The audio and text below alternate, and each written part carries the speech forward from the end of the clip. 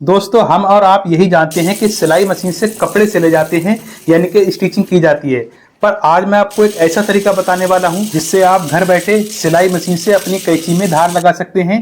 तो जैसा कि आप देख सकते हैं, मैंने इस कैंची में खुद शान लगाई है, वो भी सिलाई मशीन से। तो जैसा कि आप देख सकते हैं, हमारे पास ये दो खराब कैंची है। देख सकते हैं इस पर बिल्कुल जंग आ हुआ है।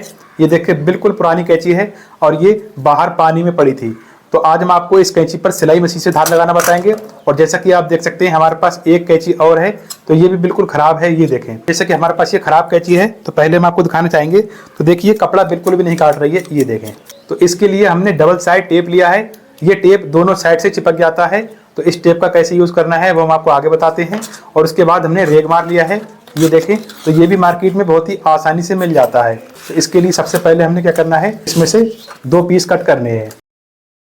तो हमने यहाँ से पट्टी कटिंग करना है 1 इंच में 1 सूत कम, ये देखें। उसके बाद हमने एक निशान यहाँ लगा देना है इस तरह से, ये देखें। उसके बाद हमने स्केल की मदद से यहाँ पर सीधा मार्क करना है,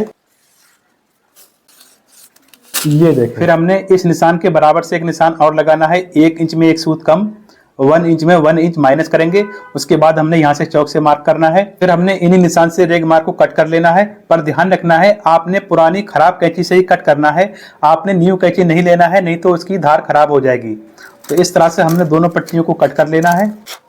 दोस्तों, आपने वीडियो को फुल वॉच करना है, तो ही आपको वीडियो सही से समझ आएगा। ये जो साइड से पीस बचा है, इसको हमने रख देना है, क्योंकि ये बाद में भी काम आएगा। आप इससे और भी बहुत सारी कैंचियों में शान लगा सकते हैं। तो आप देख सकते हैं दोनों पट्टियां कट हो गई हैं। फिर हमने डबल साइड टेप लेना है और टेप को हमने इस तरह से छुटाना है।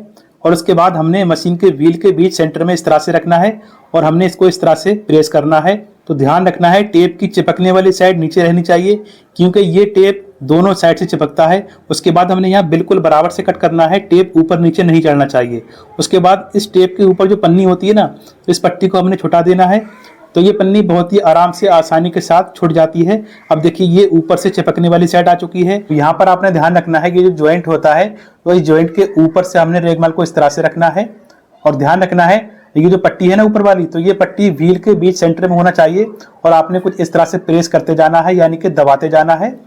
तो यहाँ पर आपने जल्दबाजी नहीं करना है, बिल्कुल आराम से चिपकाएंगे। तो ये बहुत ही मजबूती के साथ चिपक जाता है, ये बिल्कुल भी नहीं छूटने वाला है। तो ये पट्टी कंप्लीट करने के बाद अब हमने दूसरी पट्टी लेना है और हमने दूसरी पट्टी को कुछ इस तरह से रखना है, यानी कि पट्टी को पट्टी के ऊपर चढ़ाकर नहीं रखना है, बिल्कुल बराबर से रखना है, कुछ इस तरह से। उसके बाद हमने इस पट्टी को भी चिपका देना है। तो जो एक्स्ट्रा पट्टी बचेगी उसको हमने पहले चौक से मार्क करना है।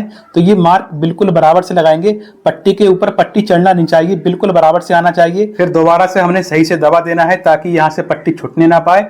हमने सही तरह से प्रेस करना है। तो अब देखिए, अब आपका सेटअप तैयार है। अब हम कैंची पर धार लगाने के लिए रेडी हैं।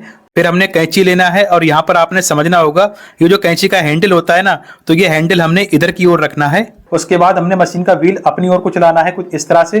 तो अब हमने शान लगाना स्टार्ट करना है, कुछ इस तरह से।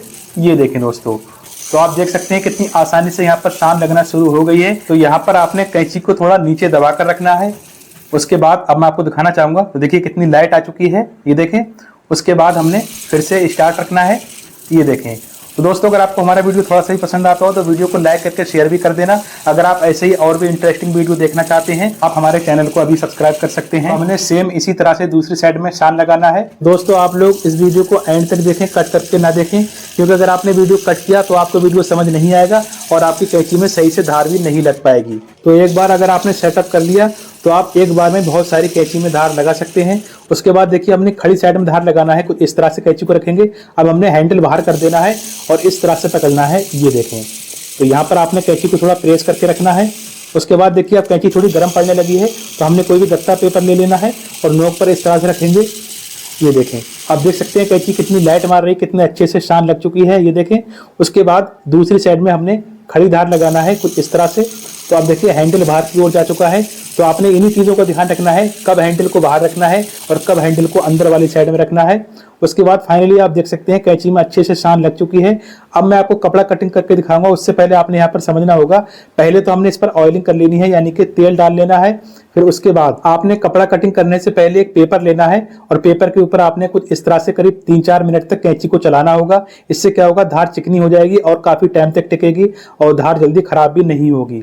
उसके बाद देखिए, अब मैं आपको कपड़े पर कटिंग करके दिखाता हूं। तो ये देखें दोस्तों, कितने अच्छे से कपड़ा कट रहा है, ये देखें। तो आपने वीडियो को शुरू में देखा था, ये कैंची कितनी खराब थी। आप देख सकते हैं बिल्कुल नई हो चुकी है। जिस तरह से आप मार्केट से, बाजार से धार लगवा कर लाते हैं, सेम उसी तरह से शान लग चुकी है। ये देखें। अब देखिए, कपड़े को मैं 4 फोल्ड में कर रहा हूं। इस तरह से भी आप देख सकते हैं कितनी आसानी से कपड़ा कट जा रहा है। Thanks for watching this video.